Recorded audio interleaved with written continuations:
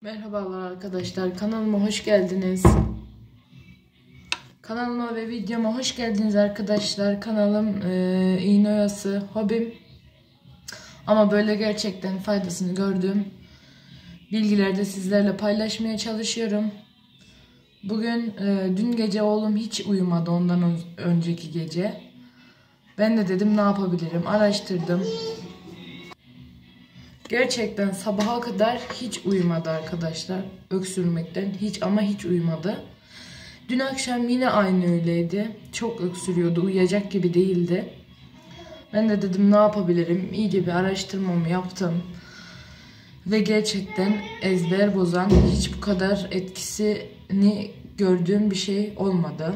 Yani çok çabuk, anında kesen gerçekten bir şeyle karşılaştım. Denemekte tereddüt ettim. Acaba bir şey olur mu diye.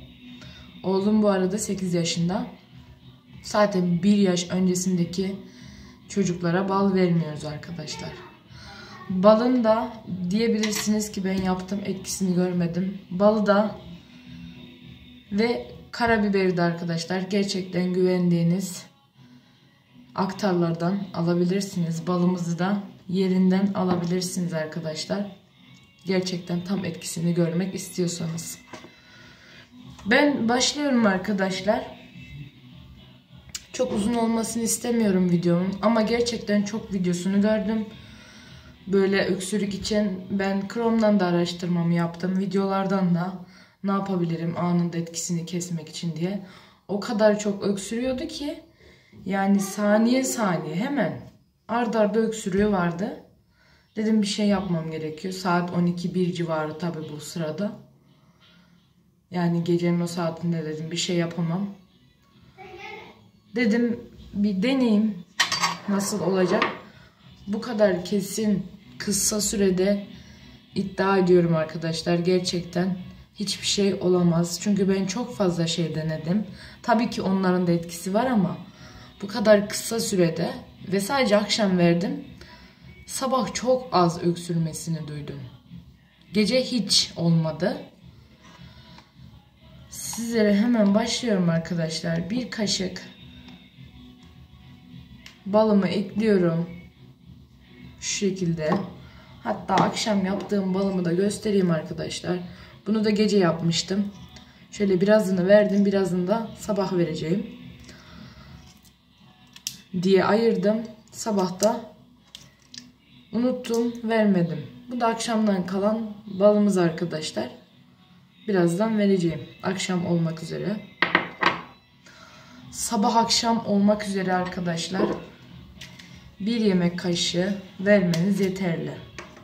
Gerçekten denemenizi ve yorumlarda belirtmenizi, yorum yapmanızı çok istiyorum. Yani faydalı bir video olmasını istiyorum çocuklarımız için ve annelerimizin içinin rahat uyuması için. İnşallah güzel sonuçlar alırsınız, yorumlarda belirtirsiniz. Bana destek olmak için de bu tür videoların da gelmesi için de abone olur, bildirim butonuna basarsanız çok mutlu olurum. İnşallah benimlesinizdir. Destek olabilirsiniz. Olmanızı çok isterim. Başlıyorum arkadaşlar. Karabiberim. Şu kadarcık bir şey yeterli. Bu kadarcık yeterli arkadaşlar.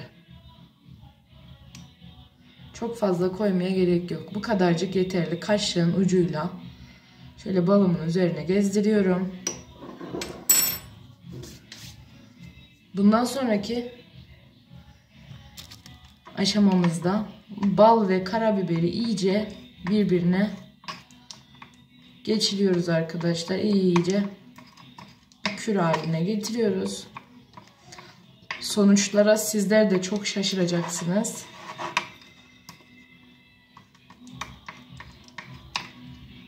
Sabahası hastaneye götürecektim o kadar çok öksürdüğü için. Tekrardan vazgeçtim. Bunu kullandıktan sonra hastaneye götürmekten vazgeçtim arkadaşlar. Ekleme yapmak istediğim yerler var. Sadece bu kadarla kalmadım. Bundan bir kaşık şöyle verdim. Bir kaşık şeklinde verdim arkadaşlar. Daha sonra havlunuzu ısıtın. Atletinin içerisine koyun.